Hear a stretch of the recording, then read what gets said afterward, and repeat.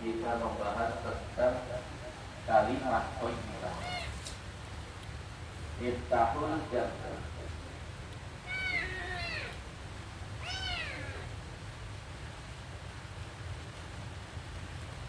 Namun kemarin masih ada PR yang perlu kita bahas tentang wafil yaumil akhir.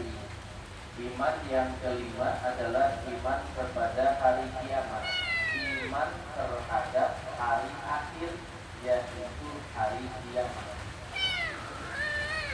Maka wajib hukumnya bagi kita meyakini, percaya bahwa akan terjadinya kiamat.